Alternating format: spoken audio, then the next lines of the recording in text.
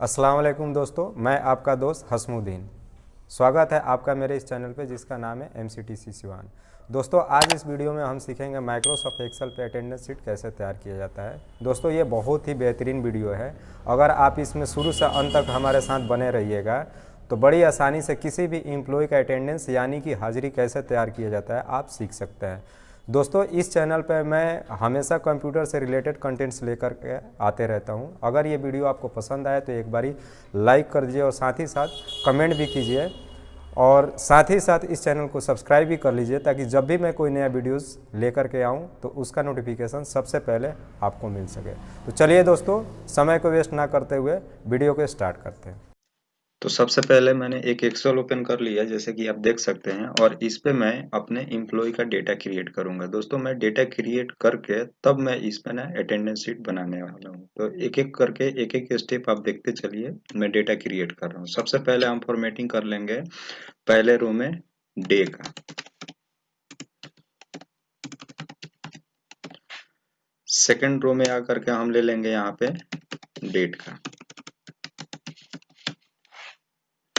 अब दोस्तों, चूंकि जो अटेंडेंस बनाने जा रहा हूं मैं, तो यहाँ पे अटेंडेंस में दिसंबर 2020 का बनाने जा रहा हूं। तो पहले मैं डेट का फॉर्मेटिंग 1 तारीख से शुरू करता हूं। तो पहला मेरा डेट हो जाएगा 1/12/2020। एक मैंने टाइप कर लिया, दूसरा भी मैं यहाँ पे टाइप कर ले रहा हूँ। 1 तारीख के बाद मेरा आ जाएगा दूसरा 2/12/2020।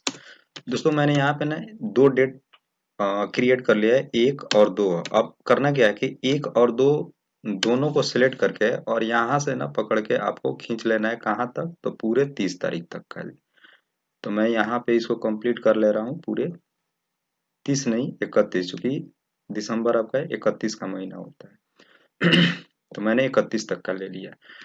अब यहाँ पे 1 तारीख है, तो 1 तारीख के बाद हमें देखना है दोस्तों कि 1 तारीख में हमारा दिन कौन सा पड़ता है, 1 फरवरी 2020 का। तो मैं अपने यहाँ कैलेंडर पे क्लिक करके और मैं अपना डे देख ले रहा हूँ कि 1 तारीख का मेरा डे कौन सा पड़ता है। मैं थोड़ा सा बैक चले जा रहा हूँ।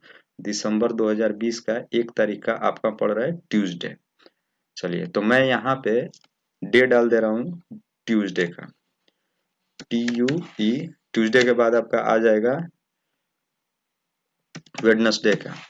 अब यहाँ पे भी मैंने दो डे डाल दिया है, ट्यूसडे और वेडनेसडे दोनों को सिलेक्ट करके, और मैं इसको भी ड्रैग कर ले रहा हूँ कहाँ तक, तो जहां तक मेरा डेट है 31 तारीख तक का।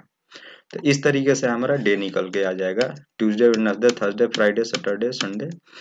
अब यहाँ पे दोस्तों हम आते हैं और दोनों रो को यहाँ पे सिलेक्ट करके और मैं इसको मर्ज एंड सेंटर करके और यहाँ पे एक हेडर दे देता हूँ सीरियल नंबर का, सीरियल नंबर का।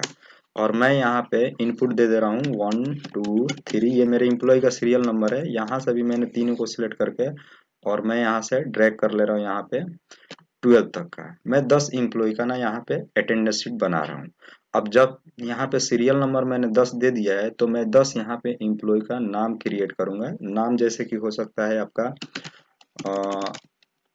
अजय, सूरज, अनिल, अंकित, राजेश, सोहन, मोहन, उमर, अली, आजाद। अब दोस्तों, यहाँ पे ये सारे हमारे इम्प्लॉय है। अब इन्हीं इम्प्लॉय का यहाँ पे 1 तारीख में, 2 तारीख, 3 तारीख, 4 तारीख में मुझे इनका अटेंडेंस लगाना है। तो अटेंडेंस कैसे लगाएंगे दोस्तों हम, तो सबका अटेंडेंस यहाँ पे प्रेजेंट हमारा P से इंडिकेट होता है और अब्सेंट हमारा A से इंडिकेट होता है। तो मैं क्या करता हूँ, सबकी फॉर्मेटिंग करने के लिए पहले P एक यहाँ पे सबका P लगा कर और सबको कॉपी करके सबसे पहले सबका नाम मैं प्रेजेंट कर दे रहा हूँ। तो मैंने P लगाया यहाँ एक पर, उसको कॉपी करके सबको सिलेक्ट करके और मैंने 31 तक का पेस्ट कर दिया P का। अब देखिए बीच में यहाँ पे किसी किसी एक इम्प्लॉय का मैंने अब्सेंट कर दिया। यहाँ पे एक एक इम्प्लॉय का यहाँ पे मैं कहीं कहीं पे अब्सेंट लगा दे रहा हूँ। दोस्तों, ये केवल मैं अपनी फॉर्मेटिंग आपको बता रहा हूँ। अटेंडेंस तो आपको जहाँ पे जाइएगा कंपनी में वहाँ पे खुद आपको बायोमेट्रिक मिल जाएगा अटेंडेंस कैसे बनता है। अब देखिए यहाँ पे अब थोड़ा सा इन सबको सिलेक्ट करके ना, यहाँ से लेकर के और यहाँ तक मैं इसकी एक बॉर्डर लगा दे रहा हूँ ताकि देखने में इसका लुक थोड़ा सा बेहतर हो जाएगा। तो मैं ऑल बॉर्डर पे यहाँ पे जा करके क्लिक कर दे रहा हूँ। देखिए सारे एक बॉर्डर में आ गया। मैं सारे ही यहाँ पे जो अपसेंट और परजेंट लगा हुआ यहाँ से डे से लेकर के सबको सिलेक्ट करके और इन सबको थोड़ा सा एक सेंट्रलाइज कर दे रहा हूँ, यहाँ पे सेंटर पे कर दे रहा हूँ ताकि थोड़ा सा बेहतर दिखेगा। अब यहाँ पे देख सकते हैं कि जो हमारा अटेंडेंस का यहाँ पे स्टेटस लगा हुआ है अपसेंट परजेंट, आप देख सकते हैं ना कि यहाँ पे देखने में आपको समझ में नहीं आ पाएगा कि कहाँ पे अपसेंट लगा और कहाँ पे परजेंट लगा है। तो हम क्या करते हैं कि सबको सिलेक्ट करके और इसमें ना एक कंडीशनल फॉर्मेटिंग लगा देते हैं। तो सबको सिलेक्ट कर लिया और यहाँ पे कंडीशनल फॉर्मेटिंग में चले जाएंगे और यहाँ से जा करके मैंने न्यू रूल सिलेक्ट कर लिया। यहाँ पे आप देख सकते हैं न्यू रूल सिलेक्ट करने के बाद आपको सेकंड ऑप्शन ले लेना है जिसमें लिखा है format only cell that content. इस पे क्लिक करने के बाद कुछ इस तरह का आपका फॉर्मेट खुल करके आएगा।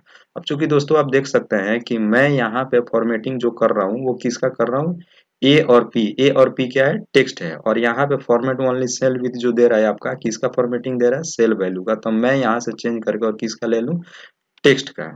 और टेक्स्ट का कंटेनिंग मैं यहाँ पे कर देता हूँ, पहला किसका कर दूं, पी का। तो मैंने पी यहाँ पे टाइप करके और मैं इसकी फॉर्मेटिंग कर ले रहा हूँ, कलर इसका फॉर्मेट पे क्लिक करके और एक छोटा सा टैब अभी आपके सामने ओपन होकर के आएगा, देख सकते हैं।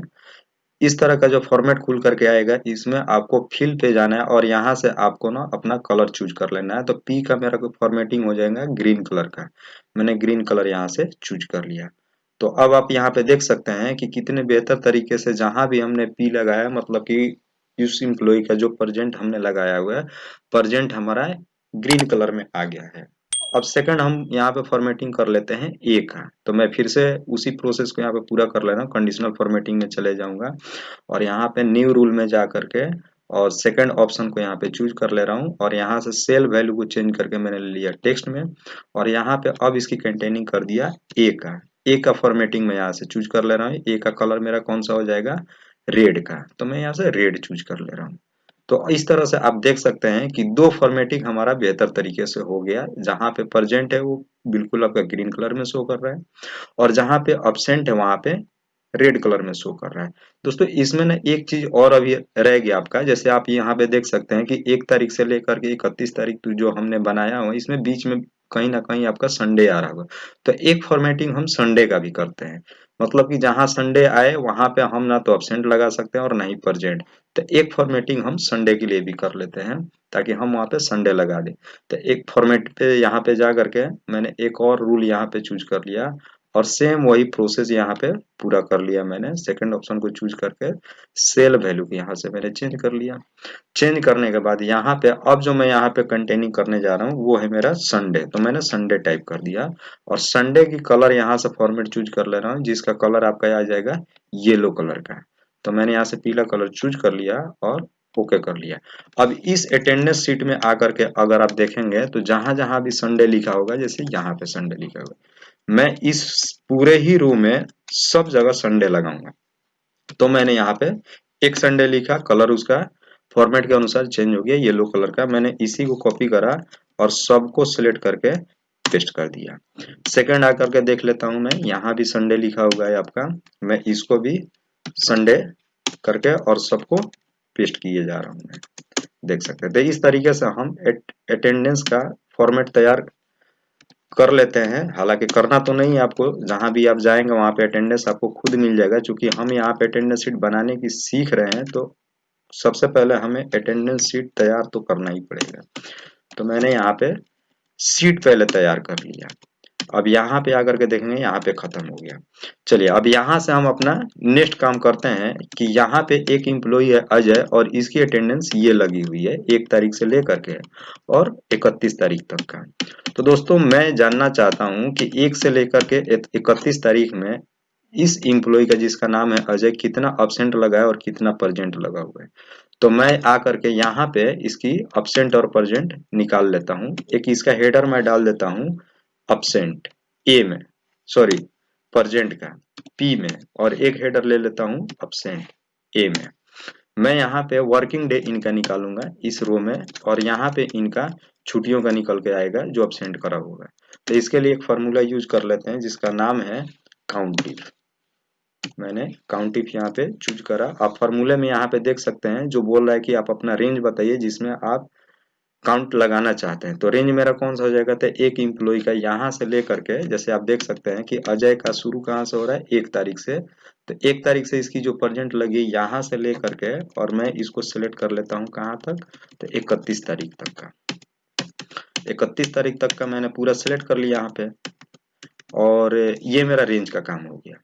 अब मैं यहाँ पे कॉमा लगाता हूँ, और अब बोल रहा है कि इस रेंज में से आप किसको काउंट करना चाहते हैं। तो मैं काउंट करना चाहता हूँ एक पी का।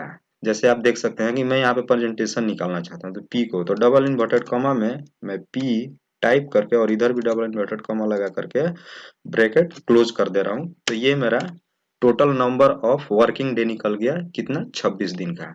मैं इसी को यहाँ से पकड़ के और नीचे की तरफ खींच लूँ, तो ये मेरा टोटल एम्प्लॉय का नंबर ऑफ वर्किंग डे निकल गया।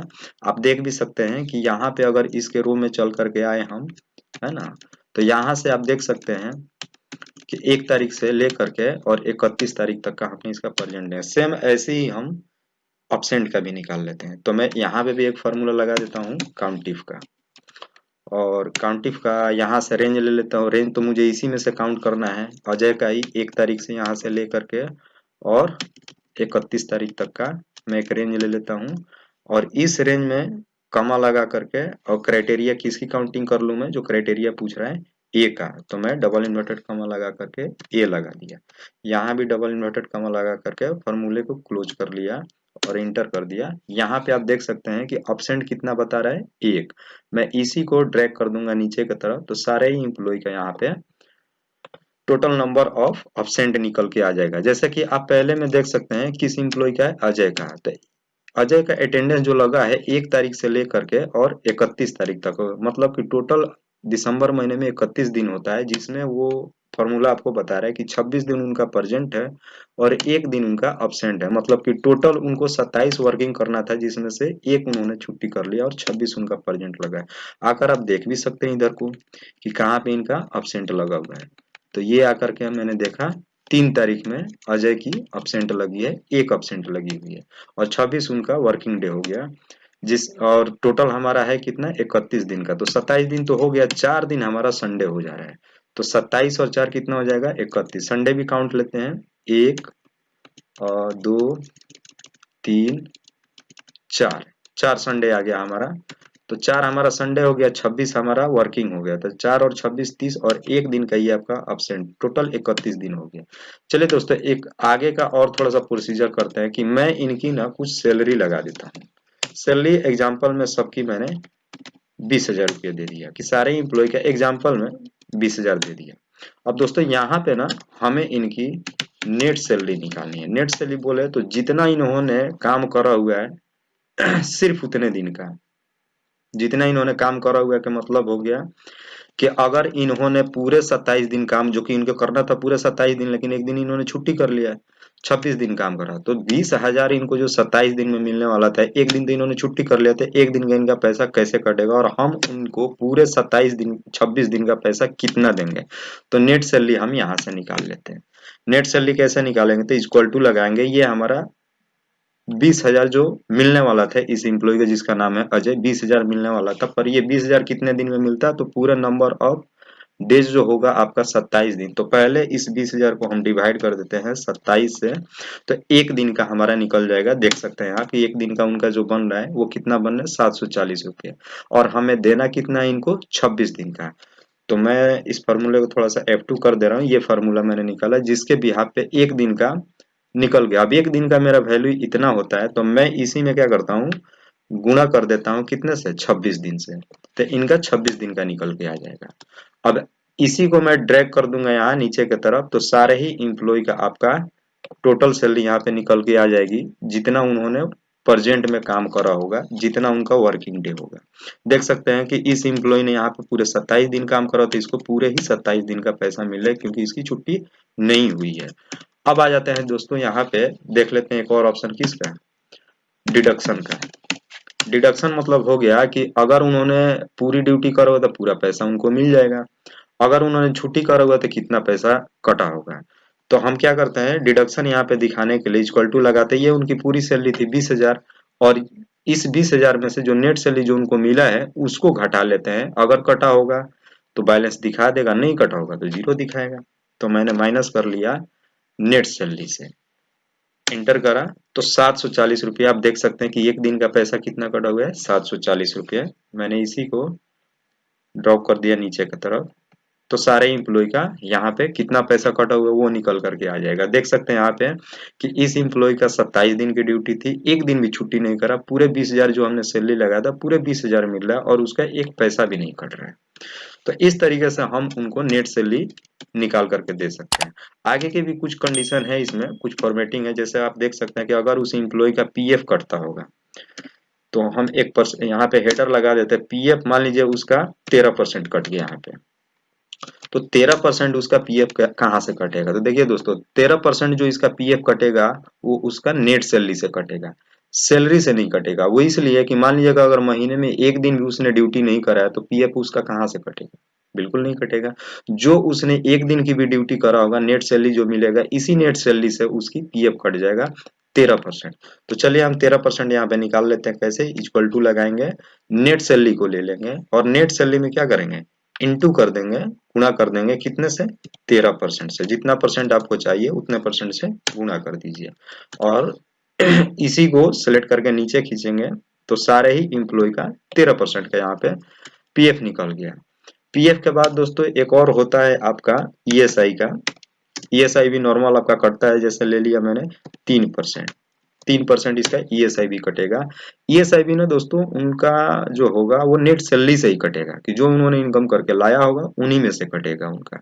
तो मैं यहाँ पे इक्वल टू लगा करके और नेट सैलरी को ले लिया और इसमें मैंने मल्टीपल कर लिया कितना, 3%। तो ये 3% ईएसआई का भी निकल के आ गया यहाँ पे।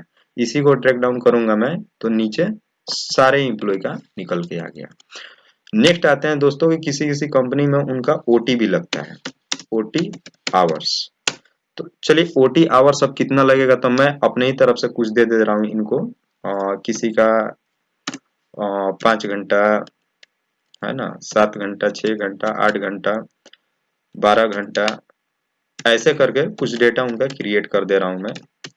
चूंकि ये सब तो आपको करना है नहीं, जहाँ पे आप जाएंगे वहां पे आपको खुद ही डेटा क्रिएट करके मिलेगा, जिसपे आपको केवल ये वर्क करना होगा। चूंकि हम डेटा क्रिएट करके बना रहे हैं तो इसीलिए डेटा को क्रिएट करना पड़ रहा है। आगे आते हैं, अब ओटी आवर्स का देखते हैं कि ओटी आवर्स अगर उसका इतना लगा हुआ है, 5 घंटे लगा हुआ, तो 5 घंटे का उसका पैसा कितना बनेगा। तो यहाँ पे एक हेडर दे रहा हूं मैं ओटी अमाउंट का, कि ओटी अमाउंट उनका कितना बनेगा। ओटी अमाउंट कहाँ से निकलेगा दोस्तों, तो ओटी अमाउंट ना हमारा इस 20,000 से निकलेगा। क्यों निकलेगा? क्योंकि यही 20,000 ना आपको 27 दिन में मिलने वाला है। तो इसी 20,000 के हिसाब से ना हम 1 घंटे का निकालेंगे और 1 घंटे के अकॉर्डिंग हम बताएंगे कि उनका 5 घंटे का कितना बनता है। तो देखिए 1 घंटे में हम कैसे इसको चेंज करते हैं। इक्वल टू लगाया मैंने, पहले इस 20,000 को मैंने ले लिया सैलरी को, और इसको मैंने डिवाइड कर दिया 27 से, मतलब 27 दिन से। क्यों? क्योंकि 31 का जो महीना है आपका 31 दिन का, उसमें 27 दिन आपको काम करना था। तो 27 से मैंने डिवाइड किया तो एक दिन का निकल गया। अब चूंकि दोस्तों एक दिन का जो निकल गया, एक दिन हमारा इंडस्ट्रीज का होता है कितने घंटे का, तो 8 घंटे का। तो जो एक दिन का निकला है, मैं इसको डिवाइड कर देता हूँ फिर कितने से, 8 से। तो 8 से जब डिवाइड करेंगे तो क्या होगा, 1 घंटे का निकल जाएगा। आप देख सकते हैं 1 घंटे का कितना, 92 रुपया बनता है। मैंने F2 करा, ये फॉर्मूला। अगर 1 घंटे का 92 रुपया बनता है तो 5 घंटे का कितना बनेगा, यही ना देना है। तो मैं क्या करूंगा, इसी में मल्टीपल कर दूंगा कितने से, 5 से, तो इसका 5 घंटे का निकल जाएगा। ये लीजिए, मैंने इसी को ड्रैग डाउन नीचे की तरफ कर दिया तो सारे इम्प्लॉय का उनके आवर्स के अकॉर्डिंग उनका अमाउंट बन गया। चलिए दोस्तों एक लास्ट स्टेप है जहां पे आप देख लेते हैं, वीडियोस को ज्यादा लंबा नहीं करना है, लास्ट स्टेप देख लेते हैं। यहाँ पे हम फाइनल इस इम्प्लॉय की ना सैलरी पे करने वाले हैं। तो एक लास्ट हेडर दे देता हूँ, पे सैलरी, कि मतलब इस इम्प्लॉय को हम टोटल कितना पे करने वाले हैं यहाँ पे, जिसमें उसका पीएफ ईएसआई निकालने के बाद और ओवर टाइम का अमाउंट जोड़ने के बाद हम कितना देंगे। देखिए यहाँ पे हम कैसे उनको डिडक्शन करके और बाकी सारे पैसों को उनका पे बनाते हैं। यहाँ पे तो इक्वल टू लगाएंगे, सबसे पहले उनको पे कौन सा होने वाला है, नेट सैलरी। तो मैंने नेट सैलरी ले लिया। अब ये उनको मिलने वाला है, लेकिन इसमें से ये 13% जो आपका पीएफ है ये तो कट जाएगा। तो कटेगा तो मतलब क्या होगा कि आपकी सैलरी से इतना पैसा निकल जाएगा। तो निकालने के लिए हम क्या करेंगे, माइनस कर लेते हैं कितने का, 13%। ये जो उसका अमाउंट है, एक ये पैसा कट गया। इसके अलावा आपका ईएसआई जो 3% है ये भी कट जाएगा आपका। तो मैंने इसको भी माइनस कर लिया, कितना, 3%, 577 रुपये। दो पैसा आपका कट गया। लेकिन यहाँ पे जब आप आइएगा तो ओटी अमाउंट ये आपको मिलने वाला है, जो इम्प्लॉई है उसको मिलने वाला है। तो इस अमाउंट को हम क्या करेंगे, तो इसमें प्लस कर लेंगे ओटी अमाउंट। तो ये उसका फाइनल यहाँ पे पे सैलरी बन गया। अब यहाँ से मैं इसको ड्रैग डाउन करूंगा यहाँ पे, तो देखिए सारे इम्प्लॉय का निकल गया। तो इस तरीके से दोस्तों आप ना किसी भी इम्प्लॉय का सैलरी शीट बना सकते हैं, है ना। यहाँ पे मैं थोड़ी सी इसकी फॉर्मेटिंग कर दे रहा हूँ, सबको सेलेक्ट करके, है ना। और इसको भी मैं ऑल बॉर्डर यहाँ पे कर दे रहा हूँ, और सबको एक सेंटर में भी दे दे रहा हूं मैं। यहाँ पे आप देख सकते हैं अमाउंट थोड़ा सा ना आपका पैसा जो आ रहा है वो 4 डिजिट में आ रहा है, जो कि पैसा हमारा वैल्यू 2 ही डिजिट में होता है। हो सकता है पैसा आपको दिखाना भी पड़े और ना भी दिखाना पड़े। तो इस पीरियड में हम क्या करते हैं कि सबको सिलेक्ट करके, और मैं यहाँ से जो भी एक्स्ट्रा डेसिमल के बाद जो पैसा आ रहा है उनको हम स्किप कर देते हैं। तो स्किप कैसे करेंगे, सबको सिलेक्ट करने के बाद यहाँ पे एक, यहाँ पे डेसिमल को हम इंक्रीज करेंगे और उसके बाद सबको यहाँ से डिक्रीज कर लेंगे। तो इस तरीके से आपका सैलरी स्लिप, पूरा सैलरी किसी भी इम्प्लॉय का तैयार हो सकता है। अब यहाँ पे हम क्या करेंगे कि फाइनल एक थोड़ा सा हिंट देंगे कि हम यहाँ पे जो कर रहे हैं ना इसको थोड़ा सा अलग सा हाईलाइट कर देते हैं। तो मैंने सबको यहाँ पे सिलेक्ट करा है और सिलेक्ट करने के बाद थोड़ी सी इस पे एक अलग सा हिंट कर दिया कलर का, ताकि जब भी इस सैलरी स्लिप पे आया जाए, सैलरी पे अटेंडेंस पे आया जाए, तो आपकी ना फोकस सबसे पहले इसी पे जाए। तो मैंने सबको सिलेक्ट करके और यहाँ से बोल्ड कर दिया। तो इस तरीके से आप जो है किसी भी इम्प्लॉय का अटेंडेंस शीट तैयार कर सकते हैं। अब यहाँ पे आप देख सकते हैं कि इस इम्प्लॉय के एग्जांपल में आपको दिखा दे रहा हूँ, बिल्कुल लास्ट में आकर के दिखा देता हूँ कि यहाँ पे देख सकते हैं कि इम्प्लॉय है जिसका नाम है आजाद। यहाँ पे हम आगे चल करके देखेंगे तो यहाँ पे किसी भी डेट में इस आजाद की एक भी अटेंडेंस जो है ना अब्सेंट का नहीं लगा हुआ है। आप देख भी सकते हैं कि यहाँ पे इसका 0 अब्सेंट है, यहाँ पे उसका 0 पैसा कट रहा है, और फाइनल उसको कितना मिला है, 17,448 रुपये। चलिए अब इसमें एक्सेल में होता क्या है कि चलिए गलती से भी यहाँ पे मान लीजिए कि एक मैंने इसका अगर अब्सेंट लगा दिया, तो देखिए बाकी की जो भी सारी कैलकुलेशन है ना, इनमें अब हमें कोई कैलकुलेशन नहीं करना है।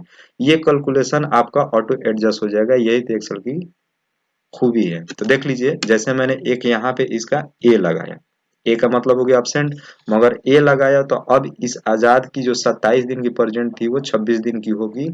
अब्सेंट जो जो 0 थी उसकी एक दिन की अब्सेंट लगी और उसके हिसाब से फिर इसका पैसा भी कटेगा। तो देख लीजिए जैसे ही मैंने इंटर मारा ये सब कुछ ऑटोमेटिक रीड कर गया, एक दिन का अब्सेंट भी लग गया, एक दिन के इसका पैसा भी कट गया, और अभी जो उसका 17,448 रुपये जो मिल रहा था वो कट पीट के कितना आ गया, 16,826 रुपये।